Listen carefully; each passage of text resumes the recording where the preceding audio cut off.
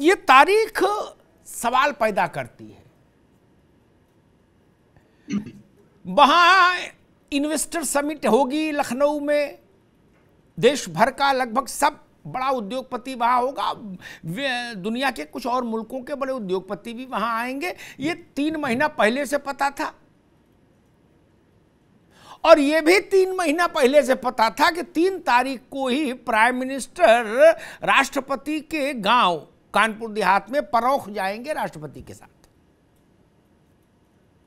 जहां ये पत्थरबाजी हुई है वहां से परोख ज्यादा दूर नहीं,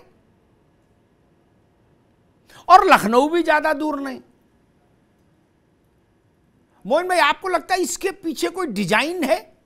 क्योंकि विरोध अगर करना था तो इशू तो खत्म हुआ नहीं, हो नहीं रहा।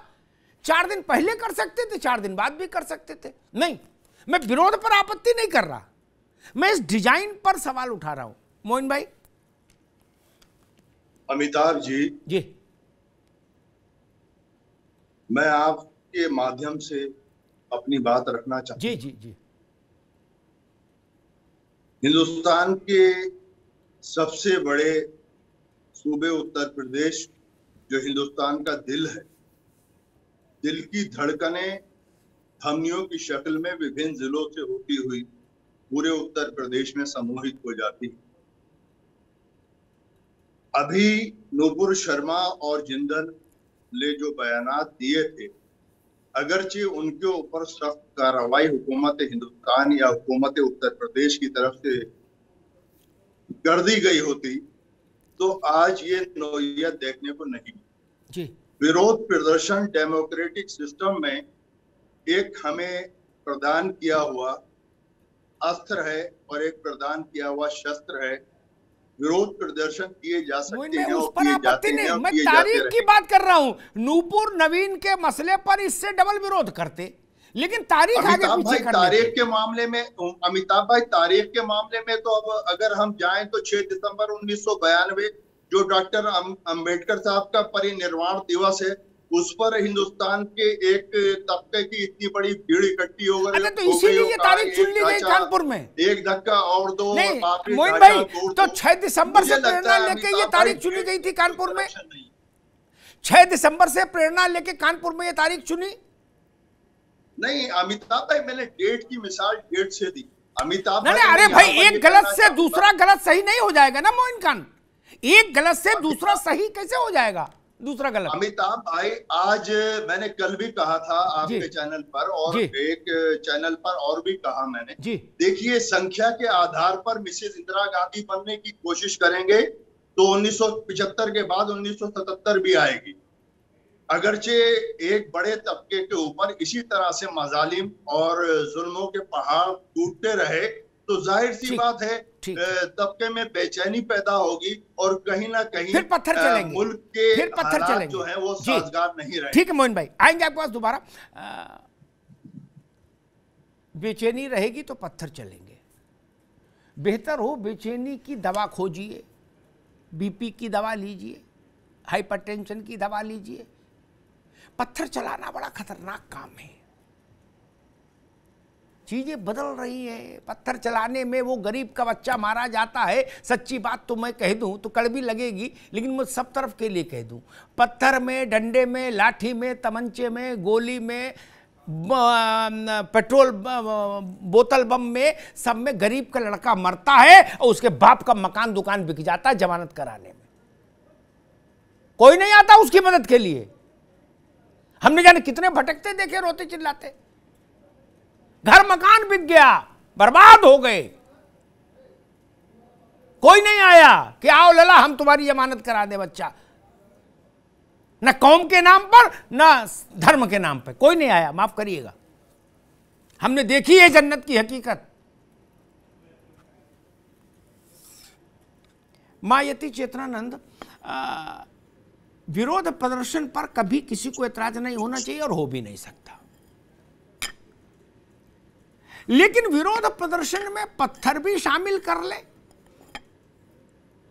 आप तख्तियां हाथ में रखिए, उस पर नारा लिखिए, जो हमसे टकराएगा चूर चूर हो जाएगा, कोई दिक्कत नहीं, लोकतंत्र का नारा है। आधी रोटी खाएंगे, फला को वापस लाएंगे, ये भी नारा लगा दो, कोई दिक्कत नहीं। आशीष जी बैठे, इनकी तरफ वाला नारा लगा दो कि इनको वापस लाएंगे, वो भी ठीक है। लेकिन आप पत्थर चलाएं और फिर वो तारीख चुने जिस तारीख को पूरे देश दुनिया का कारोबारी वहां मौजूद है। आप ये संदेश देना चाहते हैं कि उत्तर प्रदेश तहस नहस राज्य है क्या? तो इसी उत्तर प्रदेश में पहले आप तो जाओ बाहर। जिन लोगों को ये लगता है कि उत्तर प्रदेश तहस नहस हो गया इसलिए पत्थर ही चला दो, तो उनको फिर इस तहस नहस प्रदेश में नहीं रहना चाहिए।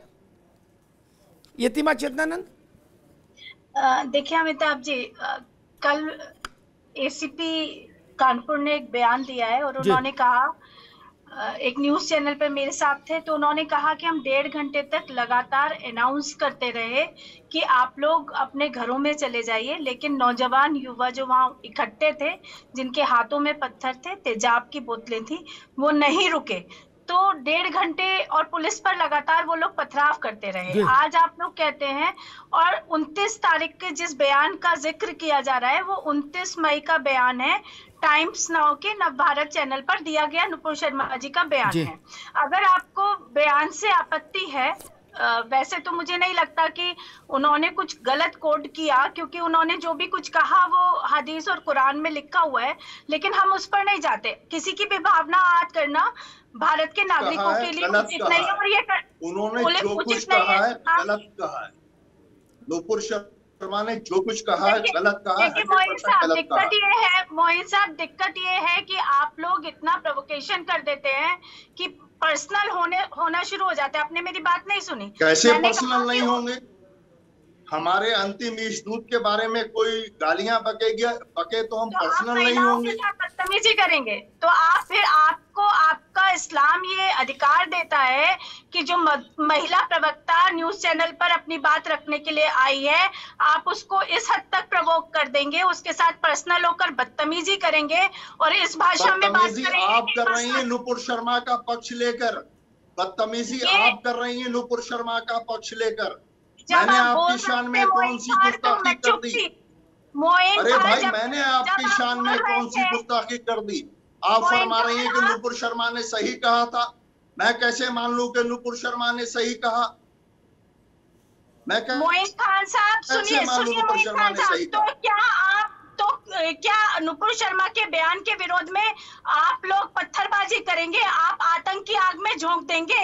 जिस उत्तर प्रदेश में पिछले 5 वर्षों में एक भी पत्थर नहीं चला, जिस उत्तर प्रदेश ने दंगा मुक्त होकर दिखाया, जिस उत्तर प्रदेश की कानून व्यवस्था इतनी सुशासन, पत्थरबाजी किसने की मालूम नहीं। और अक्सर ये देखा गया है कि आरएसएस के लोग धरने और प्रदर्शनों में पत्थरबाजों को भेज देते हैं टोपी लगाकर। आरएसएस के लोग धरने प्रदर्शनों में टोपी लगाकर भेज देते हैं मुस्लिम वेशभूषा में, और हम तो बारंबार कहते हैं कि उसकी जांच कीजिएगा, उसका इन्वेस्टिगेशन कीजिएगा।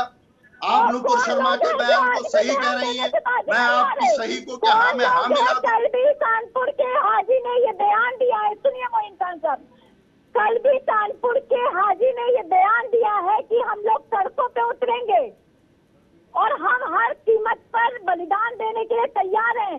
अमिताभ जी के साथ भी जब मैं डिबेट में थी, मैंने इस बात पर चिंता व्यक्त की थी कि किसने क्या बात कही मुझे मालूम नहीं। आप जो बात कह रहे हैं आपकी बात मालूम रखो भैया। मोइन भाई ठीक है, ठीक है।